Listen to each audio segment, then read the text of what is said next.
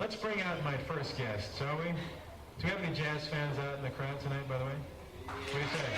Sure. And you'll certainly be familiar with my first guest. He hosts jazz radio programs on 106 FM, WXFM, and WBEZ-91 on the FM dial. Please welcome the voice of jazz in Chicago, in my opinion, Mr. Dick Buckley.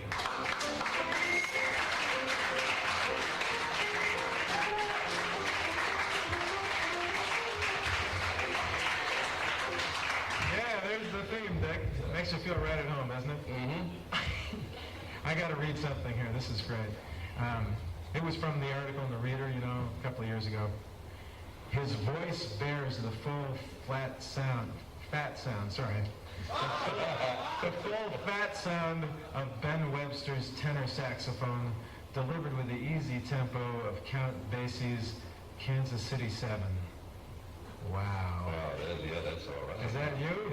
Yeah. Give him a piece of that, Dick. You know, that article in the Reader, by the way, I have been interviewed through the years by a lot of people. I forget the fellow's name who did it. Do you remember? Did you write it down there? It's been a couple of years, and no, my memory for names, it's terrible. But a young fellow who called me about 6 months before and told me that he wanted to interview me for a spec thing for the Reader. Mm-hmm. And I just didn't have time for it. And then he went away to school. I think he went to Yale. And he came home for one of the vacations, and he called me again, and this time was very insistent. And so I thought, well, okay. So he came up to the station and interviewed me while I was on the air. Yeah. And it was the first time that I have ever been interviewed that everything that was in that article I said. Oh, really? He got you down, huh? He didn't invent. He left out some things, naturally, but everything that I said, that he said, I said. And naturally, during the course of an interview, in order to explain things, I'd say, now, this is off the record. Yeah. And I've made that mistake a few times with people, and it isn't off the record.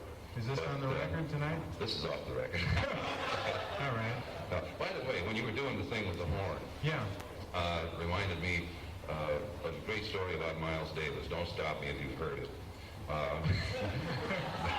Back in the 50s. I like this story. You've heard it? Yeah. No, I was going to ask you to tell it anyway, so go ahead. Back in the 50s, when the cult of Miles Davis was just beginning, and only the hippies around Birdland were really in on the Miles thing. And Miles was featured at Birdland, and he came out, the rhythm section kicked off something like that. And Miles, the 8-bar intro went by, and they're into the chorus, and Miles puts the horn up to the lip, and fitting it, and fingering the valves, and fitting it around, and one chorus goes by, and another half chorus goes by, and he hasn't blown a note. And some guy sitting down front says, yeah, baby. The guy says, but he hasn't played anything. He says, yeah, that's what he's thinking. If you could have heard what I was thinking up there, boy. That was a whale of a solo I delivered. This is the same voice that introduced the quarter pounder to our market. That's right. Is that right? That's right. I have done a little bit of freelance work, and no one remembers, but I was the one who said, introducing McDonald's quarter pounder. Immortal words in American history. That was almost as good to me as Schlitz, Milwaukee in the World. That ran for a year and a half. Yeah, I was going to ask you, which campaign was it? Was it You Want to Take Away My Schlitz, or whatever? No, this was the Gusto thing. The whole thing about Gusto? It was when Leo Burnett had the account. That's a long time ago, or what? They had the account for a long while, and then there was some sort of an uproar concerning forcing the ballpark to serve Schlitz, and Burnett was in on it, and they lost the account. And I had just come back, and I did the spots again. I did the St. Patrick's Day spots. It was the last 13 weeks that Burnett had it. I've done... what about the furniture commercial? Oh, yeah. I did an award-winning commercial that the agency that did it said when they made it, we are going to do for the ass what Alka-Seltzer did for the belly. And they really did. They set a camera pointing up with plexiglass and had a bunch of people sitting down through the whole commercial. And the music was great and the pictures were fantastic, and they had every imaginable behind, including a couple of very well-filled slacks. And the man who owned it was for Crailer Furniture, and the man who owned Crailer Furniture saw it and said, "It's obscene. We won't show that." And they had a furniture convention. The agency talked them into showing it at the convention, and the commercial was the talk of the convention. And so finally they convinced this old codger that it was not obscene and that people were interested in it and would help sell Crailer Furniture. So if... That was art. Right. And it wasn't on long enough to do for the behind what Alka-Seltzer did for the belly, but if you've been around long enough to remember women's tennis, the first weekend, I don't know how many years ago this was, maybe 15 years ago, the first weekend that women's tennis was on television, when Billie Jean King finally got the thing together and they presented women's tennis tournament on Saturday and Sunday. And one of the co-sponsors was Crailer Furniture, and those spots ran 6 times on Saturday and 6 times on Sunday, and that was the end of it. And it was the end of Crailer Furniture? It was the end, I mean. Well, tough break. There is Mr. Jazz talking about rear ends. I like that. Hey, let's take a short commercial break. Here's a short message from Ludwig van Beethoven. We're back. Dick? Let me pretend like I'm John Calloway for a minute, okay? Dick, what does jazz mean to you? By the way, John Calloway listens to my show. Does he really? Well, he's not You'd such be a bad surprised chap. the number of people in this city who listen to me that you wouldn't have any idea. I've got the newscasts covered. Tim Weigel listens from ABC. Harry Porterfield listens from CBS. Jim Rudda listens from NBC. So I've got the newscasts covered. There are a lot of people who listen to the show. The thing, basically, you just tried to make a living out of playing jazz for people, turning people into jazz. And that's what you really wanted to do. I mean, I have been a professional announcer. Yeah. I've been on radio since 1948, which is a long time ago. I'm going to be 60 years old next August. Oh, yeah, right. Yeah. I need the applause too. I'm thinking of having my second annual 59th birthday because 60 is scary. You know, just the idea of being the shake-up, the big 6-0. But I've been a professional announcer since 1948. I have tried to play jazz every place I've been. Well, it's been a struggle, And hasn't it? it has been a struggle, yes. The last 4 years have been the happiest years of my life because I have been able to make a living playing jazz in the afternoons on WX-FM and 3 nights a week and Sunday afternoon on WBEZ. But you're going to lose one, right? WX-FM, that all comes to an end the 15th of March when the new owners are No, coming my to birthday, and that has to happen. Did you see the thing in the paper? The new general manager said they were talking. It said that it was going to be adult contemporary shit. Right. That's off the record. And you bleep that. And but the other day, one of the radio columnists interviewed the new general manager, and he said he could not assure them that it would be adult. So what does that mean? It just means rock. It just means garbage. So you're from Decatur, Indiana, and you came up to The Chicago. Sterling community of Decatur, Indiana. What was that like down there? Was jazz really popular? Or... Were you the only guy around listening to jazz? I was the only, I think I'm still the only person that knows that jazz is more than a verb. In Decatur, Indiana I bought my first records in 1939, and I couldn't find anyone in the town to listen to them with me. I played them, and the rest of the kids all thought I was pretty strange because this was in the period of Glenn Miller and Benny Goodman and Tommy Dorsey. Well, I like Goodman and Dorsey because they had some good jazz things, but Glenn Miller was going to play at one of the lakes in Ohio about 75 miles from Decatur, and the kids were getting transportation together. And I always had the use of my dad's car, and so they approached me about taking a car loan. I said I wouldn't drive around the block to see Glenn Miller. And, you know, they looked at me with the raised eyebrow. One of the big hits of the day was Benny Goodman's And the Angels Sing. Another one of the big hits of the day was the Ink Spots. If I didn't care. No, those are wimpy songs, is that what you're saying?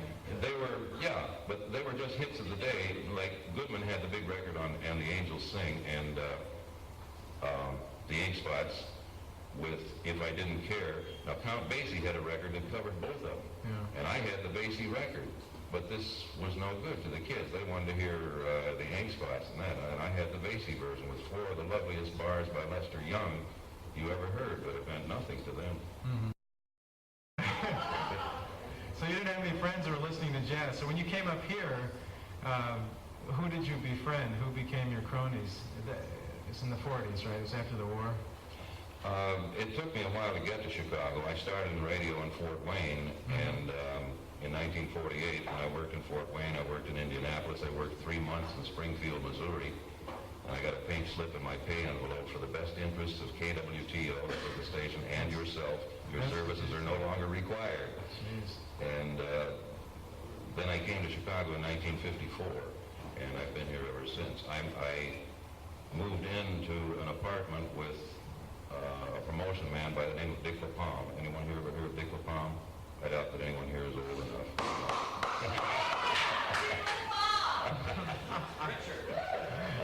Richard, do you? Yes, but if you were old enough, he's one of the fabulous people in the business. I found myself living at 20 East Delaware with one of the wild men in the business, and it was a great introduction to Chicago. Did you promote records for him, or what did you do? I was working for Norman Granz at the time. I got out of Indianapolis by taking a promotion job with Norman Granz to promote his record label, Verve Records. He decided he wasn't getting any airplay, and he thought that me being a disc jockey, I worked in Indianapolis.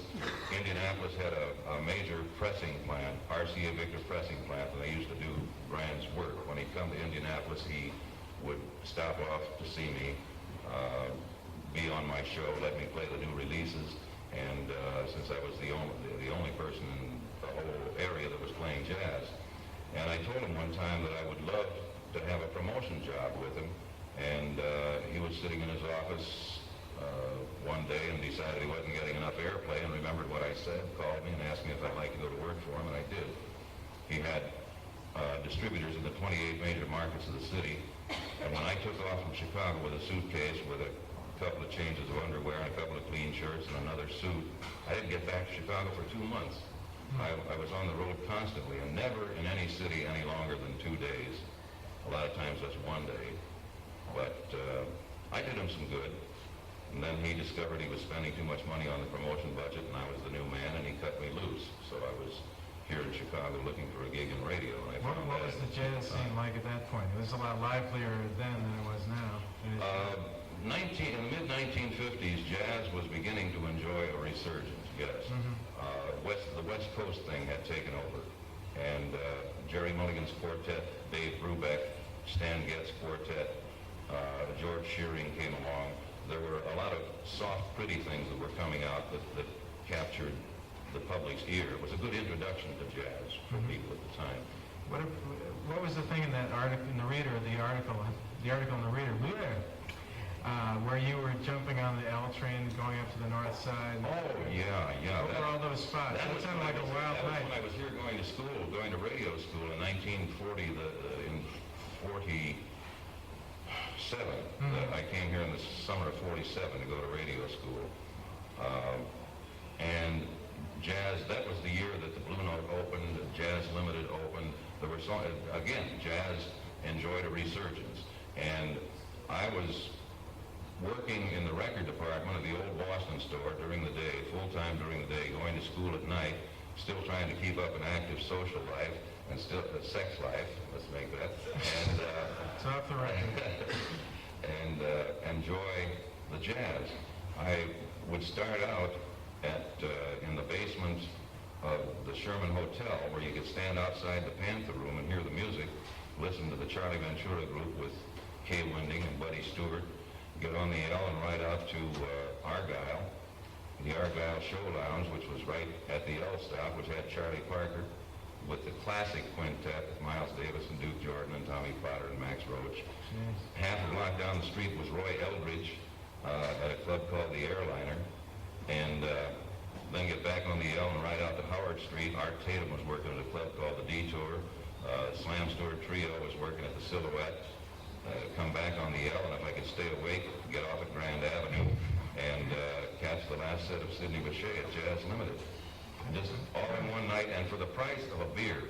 They didn't charge anything to get in, and I learned to be an expert at out shuffling the bartender with that beer. Because, you know, they keep trying to keep your glass full. Every time you take a sip, he's there to fill it.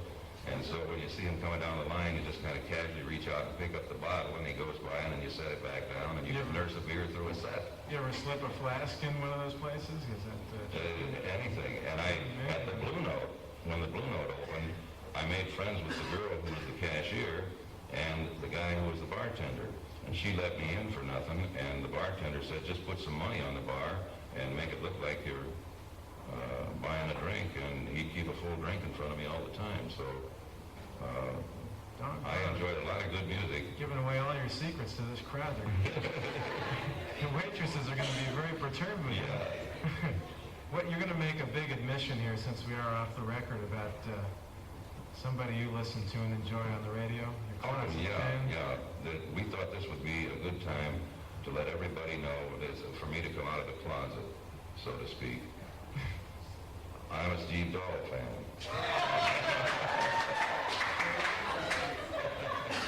And it all started through my young son, who began to listen to Steve Dahl, and when I first heard it, I had pretty much the same opinion of Steve Dahl that most of the people of my generation do. He's dirty, he's obscene, he's terrible.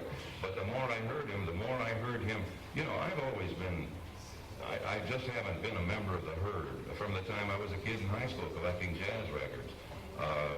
The crowd may go that way, and if I wanted to go that way, I went that way. I have always kind of been, if not anti-establishment, at least with a raised eyebrow. And Steve attacks the people and the things that I would love to attack if I had the guts to do it. And that's right, Jack. Who else? Well, Steve Dahl, he goes after one particular person that you have a problem with a little bit. Is that right? Yeah, he takes after many people that I would love to, but I said a few things about Irv Kupcinet many years ago.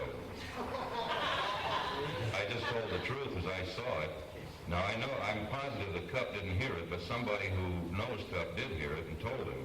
And from that time on, my name has not appeared and probably never will appear in Kup's column. But you keep sending him things, right? Yeah, I That's don't. for fun, right? I don't, because he would, but a promotion, you know, his column is made up of publicity releases that the promotion people send him.